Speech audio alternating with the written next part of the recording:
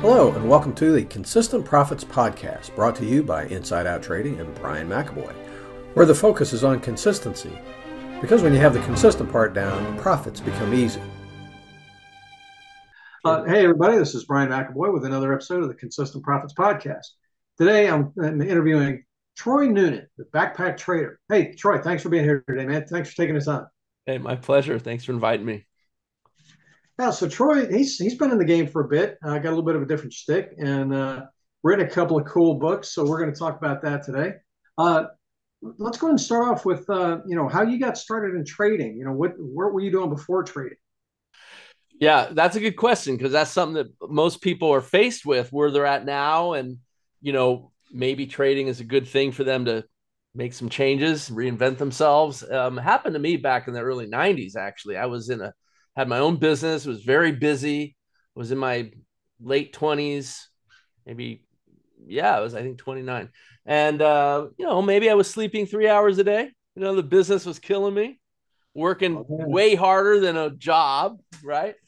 And one day I got a brochure in the mail, and it introduced me to these concepts. It literally showed price patterns and how so much money was made from this and from that. And it basically introduced me to the idea that I should look into trading. And the pattern that caught my attention was Head and Shoulders. That wasn't Ken Roberts' book, was it? It actually was.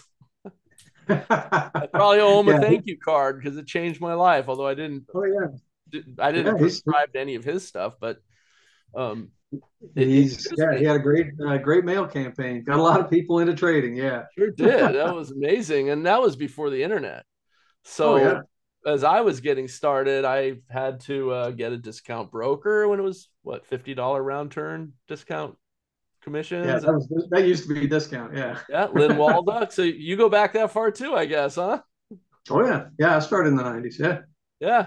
So long story short, after I was all set up, getting my paper charts, filling it in by hand each day, and every week a new round of paper charts, I took a trade that I literally shorted the British pound against the dollar, and it unwittingly was the same price action that George Soros broke the Bank of England with. And I was in on that trade too. And I took my several grand and backpacked through Europe for about 3.5 months. Put someone in charge of my business and just kind of went to Europe, and I played drums. So along the way, I picked up a set of bongos, which were portable, and started sitting in with street musicians. And it was amazing, the freedom that I experienced then. Just, it got me. And the interesting thing is I met a Venezuelan musician in Italy, and we decided to play for free beer in bars around the country. And maybe a year, 6 months later, when I finally got back and got settled in, I received a fax from him inviting me to Caracas, Venezuela, hang out with his band, learn some rhythms. Anyway, within 24 hours, I met the woman who I've now been married to for 29 years. Wife and kids. So Soros made billions. I made a wife and kids. I let everyone decide who got the best end of that trade, but that's how it all started for me. And I usually tell that story not to really talk about myself, but to emphasize how important it is to get trading right because of what it could do for you in your life. It can change your life in so many ways. So, you said a mouthful. You said a mouthful right there, though. Yeah. There's so many traders, and I was guilty of it when I first started trading. I didn't start off, hitting it big. I did okay my first year, but I was flying by the seat of my pants, and I didn't really know what I was doing. And I would, like a lot of people who get into trading, there's a lot of bad information out there. A lot of people just waving dollars in your face, and the cars and the houses and all that kind of noise, and they get you everybody just chasing money instead of, like you said, focus on getting it right. Yeah, that is huge. Like I said, you said a mouthful right there, just a little handful of words. That is such a big deal. It's like just like in business, though. Just like in business, it doesn't matter what your business is. You want to sell surfboards, or flip burgers, or sell pizza, or have an architecture firm or whatever. You still got to focus on getting the business right. Exactly.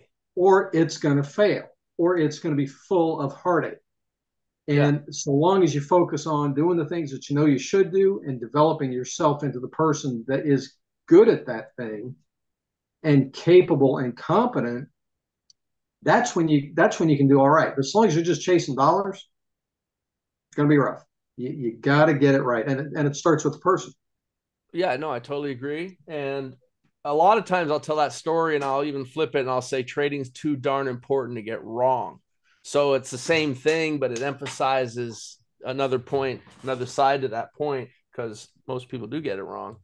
Um, Oh, you know, well, there's a and way to not to get it knock right. anybody though. What's Yeah, that? not to knock anybody. Not to put anybody down, because it's easy to get it wrong. There's so many Right. people that want you to get it wrong so that they can so you keep buying their stuff. Well, I have a way of explaining it to my audience where I say, look, we all start out as somebody trying to trade, and that's normal. We all start out that way, and there's nothing wrong with it. We're human beings, but human Mm-hmm. beings aren't wired to be good traders, and there's a lot of reasons why, but it's a very primal thing. The way I explain it is that a losing trade represents a threat to our survival. On a primal level, we run away from it. We try to avoid it. We want to avoid pain. And that's not what traders do. It's a different mindset. You have to transform yourself. You can't talk yourself into it.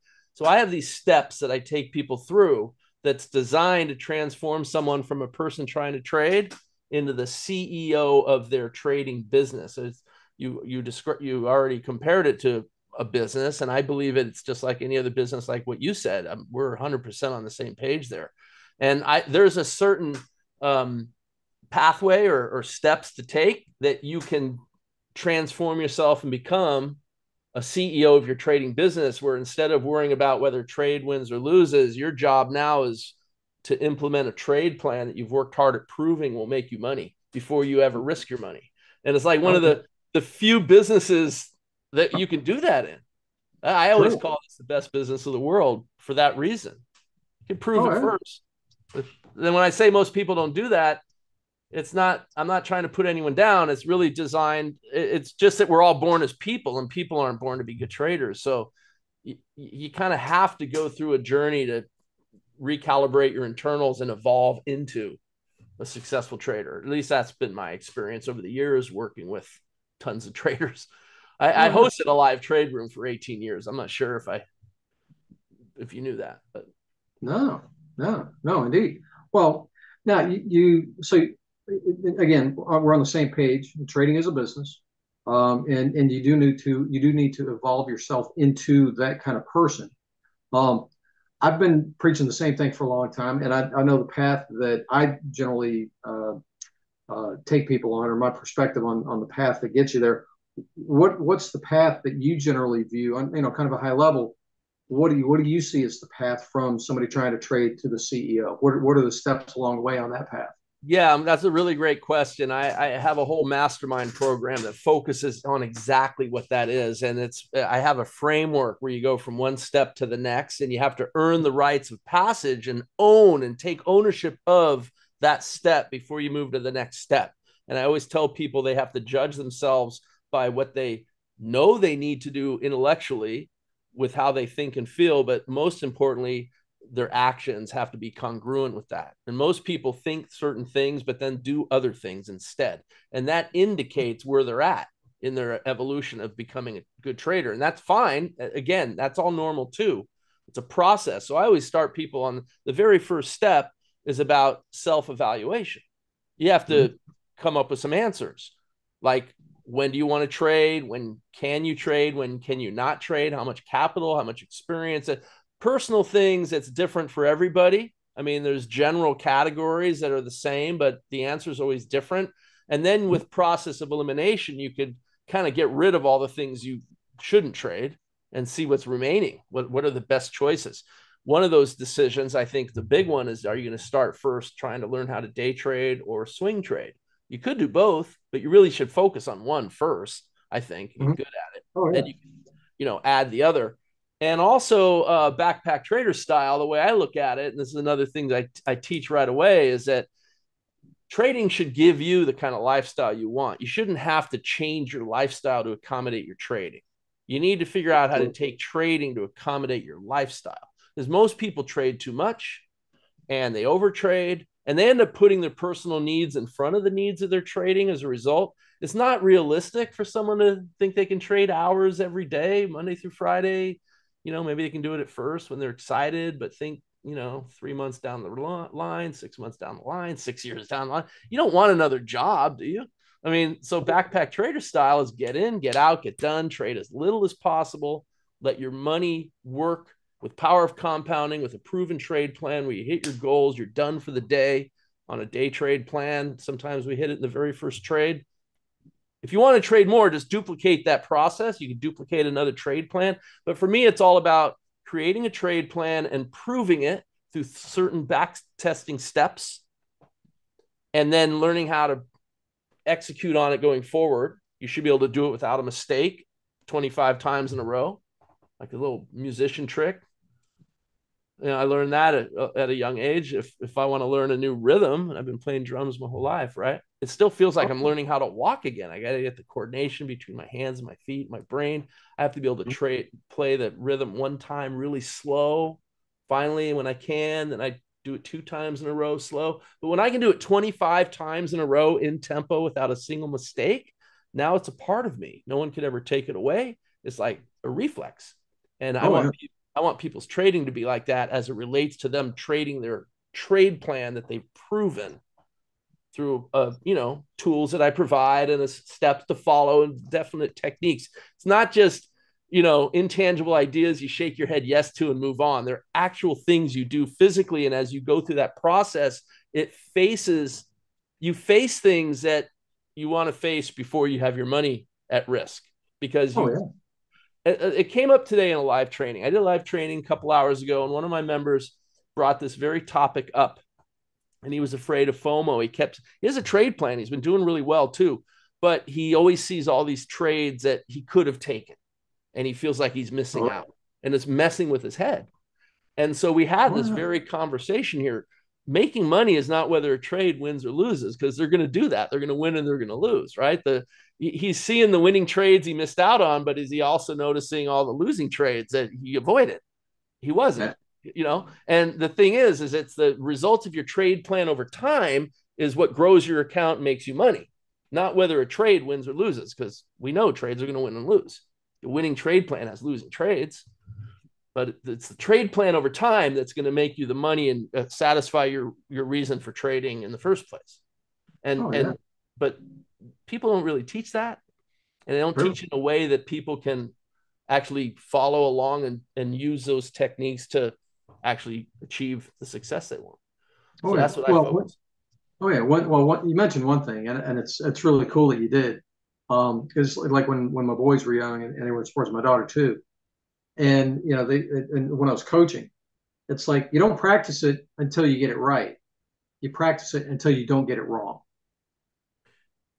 Like and also you got to practice the right things, because a lot of people practice the wrong things. They go into sim account and they feel like it doesn't matter, it's fake money anyway. And what they do is they develop bad habits. And so, I mean, what you say is true. Practice so you don't get it wrong. If you have to get 25 trades in a row without a mistake per your trade plan, it could take a few months, because what if you hit your goals on the very first trade today? It took 18 minutes. Well, now what? We got to wait till tomorrow for the second trade. You got to try to get 25 in a row without a mistake. But if you can't do that, what makes you think you can run your business with live money? And that's how you're training to become a CEO of your trading business. And so it's like, what happens when you make a mistake? Well, you should start over, because if you can't do it 25 times in a row without a mistake, you're just going to lose money if you do it for real. That's no fault of the strategy. The trader has to be as good as the strategy, I think. And you could train and become that. You could acquire that. It's worth it. It's worth the time and effort, in my opinion. Yeah. Well, it always comes down to the execution. Always. Yeah. And the execution physically, but also mentally, being able to just do it. Some trades feel uncomfortable, and you're like, that trade's going to lose. Should I take it? Well, what's your trade plan say? What's the trade plan that you tested and got these results, measurable results, that's grown the account? What's that say you should do? Take the trade. If it wins or loses, doesn't matter. We know there's going to be losing trades. The thing is, if you don't take it and it wins, it's going to kill your confidence.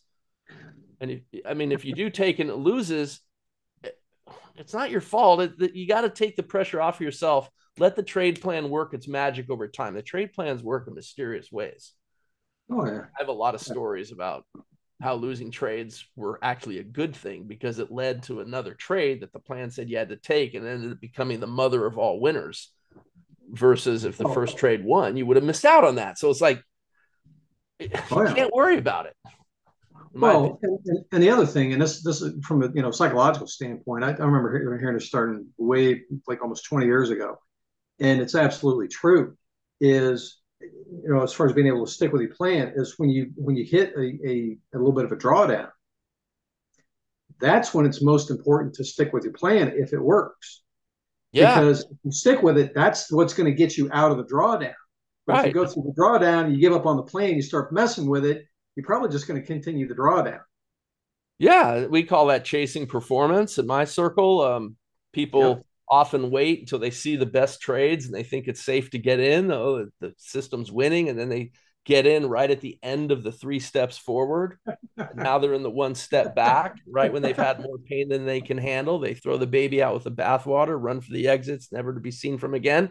And then they're chasing the next shiny object, doing the same thing. And all they see is their account going down, down, down, no matter what they do, down.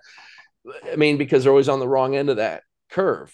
If you test a plan and you've got a time where you've hit your 25 in a row without a mistake, that's when you earn the rights of passage to start trading live. But I always say, following your earlier question on what the process is, the next step would be another 25 in a row, but this time in a real account, but the smallest possible size you can trade. Like you're on the JV team now. So now let's do another 25 in a row. It's not sim, it's in real money, but the smallest possible size you could put on, maybe a micro or whatever. And then you do another 25 in a row. Can you do it? And you go through that process where eventually you've got 50 trade plan trades in a row, right? 25 in your sim, 25 in with real money, but small. And then you've earned the rights of passage to join the varsity team where you go open your doors to the public finally, open your business is a metaphor I use, and you can go with your full risk, which I believe should be around 2% of your available risk capital per proven trade plan trade. And the 2% represents, from entry to where your stop is. So my tools tell you what all that is. But then maybe you could be more aggressive. Like you might have a trade plan that wins a lot and is really great. You're really good at it. When you build up a certain buffer of profit, then anytime you're above that, maybe you increase your risk to 2.5 or 3%. It makes a huge difference over time with compounding. And then if you drop back down inside of that buffer zone, you peel back and you go in with less risk until you get back above again. And like this, you can get to a point where you're safely playing with house money and just growing your account and increasing your position size based on a money management formula. And that can get you to your financial goals rather soon. It could be 2 to 5 years. You could be like set. And I've actually had people come to me that have done just that with some of my plans early on. It blew me away. One guy was like a real pain in the neck because he would ask me tons of questions. I actually grew as a trading coach in those days because at first I was really annoyed. Why is he asking me the 1500th question in the last 7 days or whatever? But finally it got to the point where I'm like, that's exactly who I want to be working with. And his questions were all smart. One day he flew from the south of France to meet me at a live training in LA just to tell me that he had hit his critical mass trading my plan the way I taught and getting to the point where now he just sits back and drinks wine and watches the beautiful people walk by along the Mediterranean in Antibes. Oh, Just next to well, me. speaking of numbers and percentages, it brings up a couple of questions. Yeah. One is, what do you consider a reasonable monthly ROI for somebody to expect from a trading business that's doing reasonably well? Well, the way I like to look at it, it's different with everyone because a lot depends on what you're trading, how much capital you're starting with, where you're at in the progression, if you've increased your position size to a certain level. But what I always say is the benchmarks that we look at that are like easy for people to understand is that we want to quit our day trade sessions with a winning result a vast majority of the time. with minimal and efficient trading. And if you can make an average $50 a day net profit per contract after we factor in all wins and losses, and the nets out to $50 a day, which is pretty reasonable. I think, what, 5 cents in crude oil? It's like not that Well, much.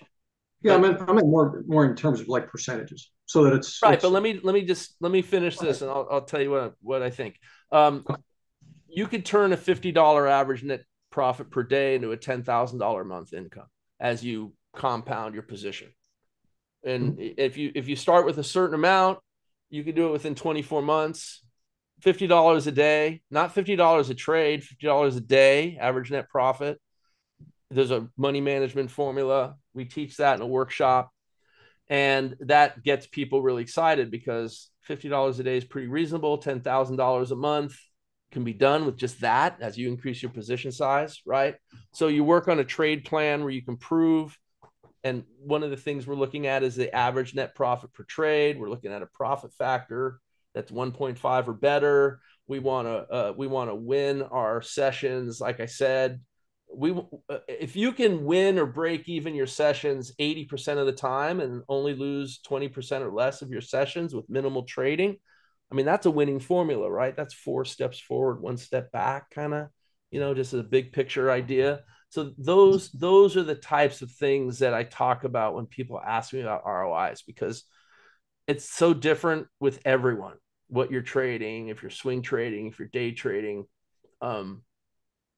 Yeah, so the ROI changes as you increase your position over time, and there's that exponential curve. So I always talk about this ramp, like ramping up any business, but with this business, the front end of the ramp is your position size. It's low to the ground until you get some air under your wings and your jet, like think of a big jumbo jet rolling down the runway, right? Hit some air pockets, finally gets airborne. You're starting to make some profit, lift the account level and stuff. And as you go, you're adding position size, maybe pulling some off, but eventually you hit an exponential curve and your airplane turns into a rocket. And then you have to cap out your position size because you can't trade into infinity, right? So that's the visualization that I try to teach people when I try to answer questions like that, because I don't really know. It's different for everybody what the percentages should be. But if you can win a majority of your sessions with minimal drawdown, that's a pretty simple concept to wrap your mind around, I think. And then the ramping up is you have to realize if you have a 2 to 5 year, I think 2 years is a good trajectory to get to that level. And if you don't hit 10,000, you're going to get close to it, depending on how much capital you're starting with. Like if you're starting with $20,000, then you could probably turn $50 a day into a $10,000 a month income inside of 24 months. If you're starting with less, it's going to take you longer, but it's still doable. It's all relative. And you always have to think of the front end of the curve. You're going to put in 80% of your effort to only make 20% of your money. And it's the back end, the last 20% is where you're going to make 80% of your money, because you hit that exponential curve. And with every win, you're able to increase your position size again, because the position sizes get pretty large once you get to that level, right? Until you cap yourself out. Like you can't trade larger than what the market can handle, but usually it's enough to change your life, right? Yeah. So I don't know if that is a direct answer to your question or if you want to follow up. No, that's fine. No, I like getting everybody's perspectives. I mean, there's some traders that they say, hey, if you're doing 10, 12% a year, 15% a year, hey, that's good, great, thumbs up. Others are like, no, if I'm not making at least 6% a month, it's like there are other things I can make 6% a month with, so I might as well just go pursue something else. And then the others, they want to be like hyper aggressive about it, and it's very doable. I mean, I worked with one guy a couple of years ago, and it was hilarious because when I was very first talking to him, I'm like, okay, so what are your goals with your trading? Where would you like to get to in the near future? And he says, well, I'd like to get to about $3,000 a month.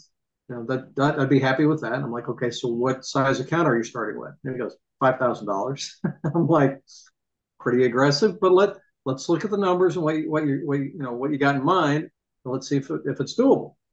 And the way he was trading, he had like 8 hours a day to trade. and he was wanting to do, scalping trading. But here's the funny thing about it. Just like with any business, how much revenue you generate depends on two factors, and that's it. Number of transactions, size of the transactions. Any business, that's where you're at. Those two will determine your revenue. And the way he was looking at trading, he was trading a small account and small trades, but he was getting in like 5 to 10 trades a day. So he had sufficient number of trades to actually hit the $3,000 and still trade with 2% or less on per trade risk. And when we ran the numbers, I'm like, cool. Let's see if we can make it happen. And we were able to get in there, and it was totally cool. But when I first talked to him, I mean, I just like you, I'm sure. I learned a long time ago. It's like I don't get shocked or have like my own preconceived notions that I put on other people right away. It's like I want to, because I've been surprised along the way with some things people have been able to do. Like the first time I heard about a random entry trading system, I'm like, really, it's going to be purely random. Damn if the guy wasn't able, if we couldn't get him profitable on the money management side of it with a purely random entry. What he was going to trade, random. Which direction he thought the market was going to go, flip a coin. And then he entered the trade. And he was profitable.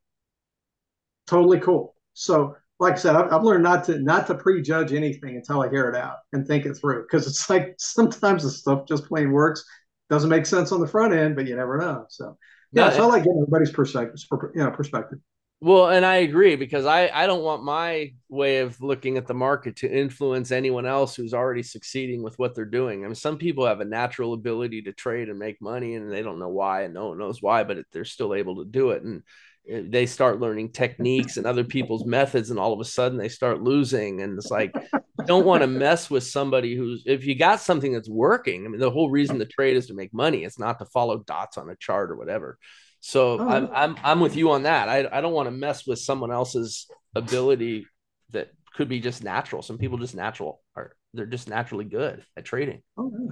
And or they happen into it. The other story I like is the guy that he actually was a broker in an office, and his method was he'd pick up a soda bottle and call aliens on Mars for what's going to happen in the markets today.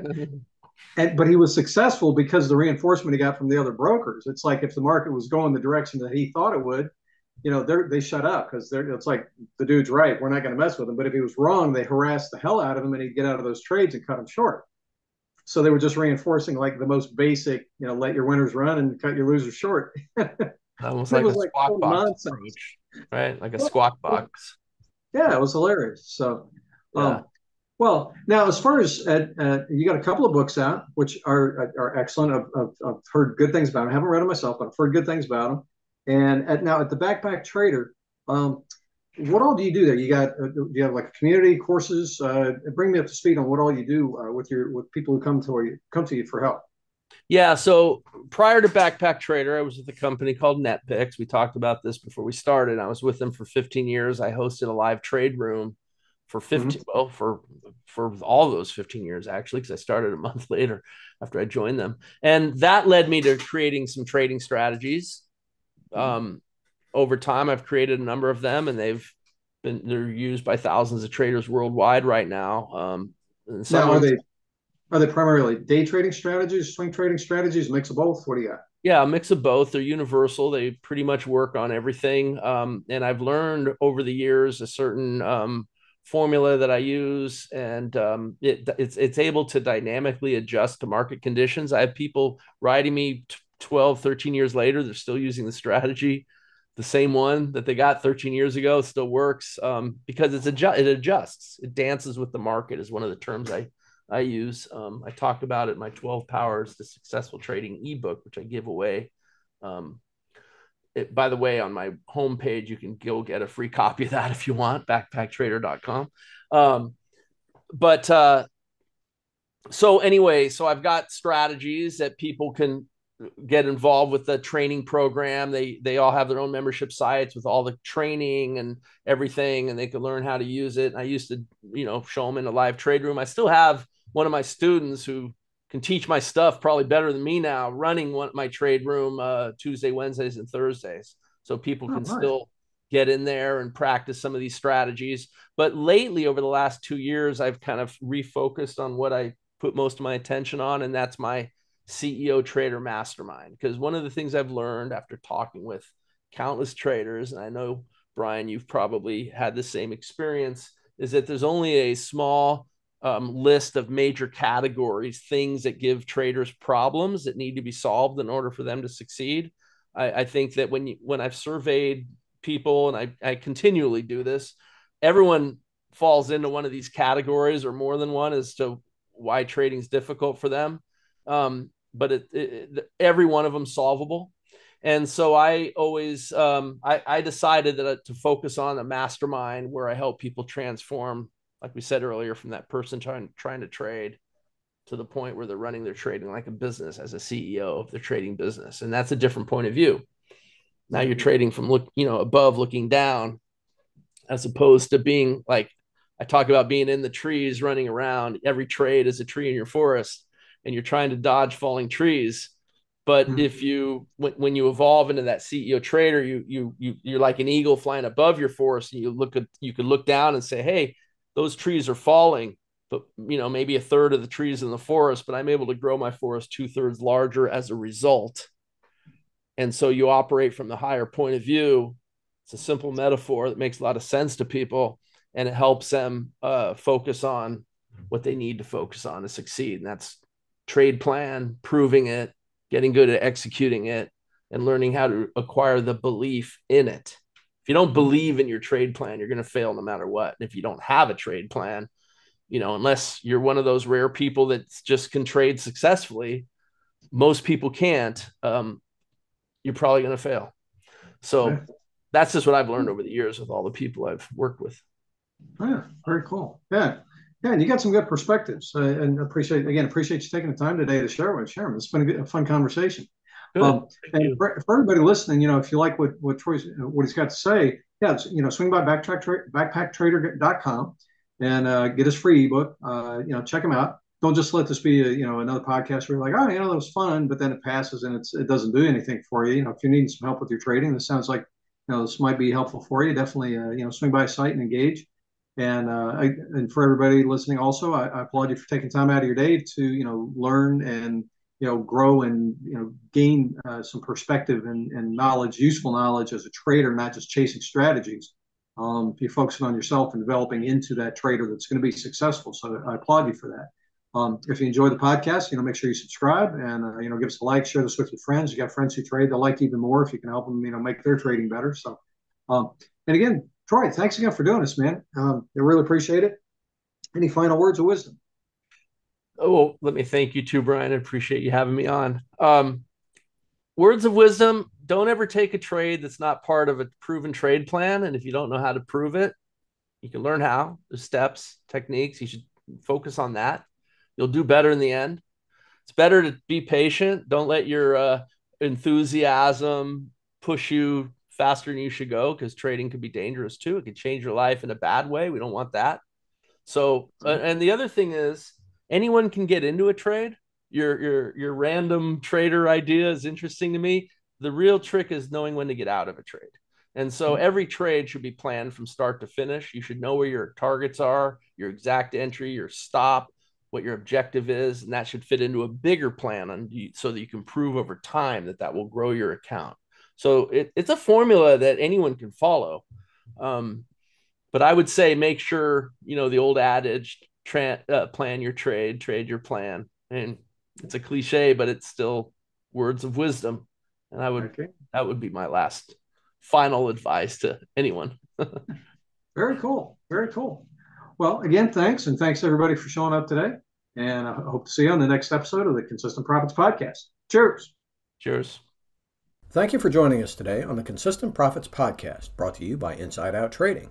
Make sure to swing by InsideOutTrading.com and pick up your free copy of Break the Cycle, 10 things you can do to stop reinforcing the past and get your trading on the right track. If you enjoyed the show, make sure to subscribe on your favorite channel, and we'll see you on the next episode. Cheers.